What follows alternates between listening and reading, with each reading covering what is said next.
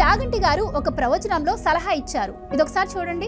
ఒక పాప నా దగ్గరికి వచ్చి ఏడ్చిందో రోజున, అంకుల్ నేను క్రికెట్ చూడకుండా ఉండలేకపోతున్నాను.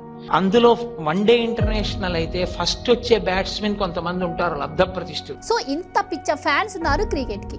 మరి అలాంటప్పుడు 2026 T20 వరల్డ్ కప్ నుంచి ఐసీసీతో డీల్ ని హాట్స్టార్ రద్దు చేసుకుందట. దీనికోసం $3 బిలియన్ల డబ్బులు ఖర్చు పెట్టి 4 ఏళ్లకు ఒప్పందం కూడా చేసుకుంది. అయినా ఎందుకు ఈ డీల్ ని రద్దు చేసుకుంది అన్నదే ఇప్పుడు పెద్ద చర్చ అయింది. అయితే హాట్స్టార్ ఈ డీల్ ని రద్దు చేసుకోవడానికి చాలా కారణాలే ఉన్నాయి. ఐసీసీ మ్యాచ్ల వ్యూవర్షిప్ IPL లాగా ఉండదట.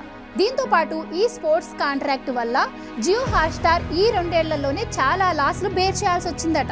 Indian government real money gaming apps ని బ్యాన్ చేసిన తర్వాత జియో హాట్స్టార్ కి $840 మిలియన్ లాస్ వచ్చిందట.